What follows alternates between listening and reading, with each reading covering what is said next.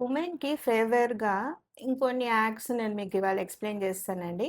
ఏంటంటే domestic violence 498 ఏ ఉందని తెలుసు. అయితే ఇంకొన్ని యాక్ట్స్ కూడా ఉమెన్‌కి ఫేవర్‌గా ఉన్నవి చెప్తున్నాను. జెంట్స్ మీరెవరు ఫ్రస్ట్రేట్ అవ్వకండి. లా అనేది ఇద్దరికీ ఈక్వలే. దాన్ని మీరు ఎలా వాడుకోవాలో అలా వాడుకోండి.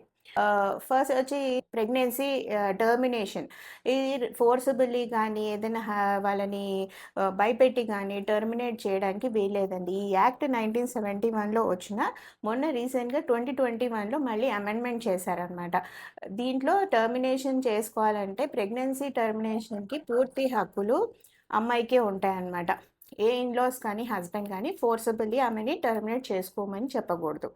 అలాగే కొత్తగా వచ్చిన బిఎన్ఎస్ యాక్ట్‌లో కూడా భారతీయ న్యాయ సమితి యాక్ట్‌లో కూడా రేప్‌కి సంబంధించింది, మొలెస్ట్‌కి సంబంధించింది, అలాగే మనకి స్టాకింగ్ చేయడం ఇలాంటి వాటిలో కూడా శిక్షలు అవన్నీ చక్కగా అమలు చేశారండి. కొత్త యాక్ట్‌లో కూడా ఆడవాళ్ళు ఇలాంటివి ఏమైనా ఉంటే డెఫినెట్‌గా అప్రోచ్ అయ్యి మీ ప్రాబ్లమ్స్‌ని సాల్వ్ చేసుకోవచ్చు.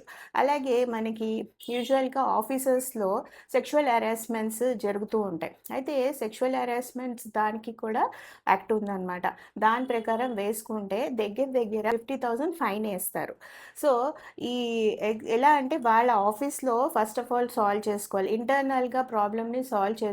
ఒకవేళ ఇంటర్నల్‌గా ప్రాబ్లమ్‌ని హెచ్ఆర్ డిపార్ట్‌మెంట్ వాళ్ళు కానీ, అక్కడ లీగల్ ఎయిడ్ సెల్ వాళ్ళు కానీ సాల్వ్ చేయకపోతే అప్పుడు ఈ యాక్ట్ ప్రకారం కేస్ వేసుకోవచ్చనమాట.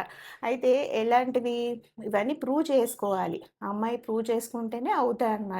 అలాంటివన్నీ జస్ట్ మనని ఇండైరెక్ట్ స్పీచ్‌లో సెక్షువల్ హెరాస్మెంట్ చేసినా కూడా అఫెన్స్ కిందే వస్తుందన్నమాట.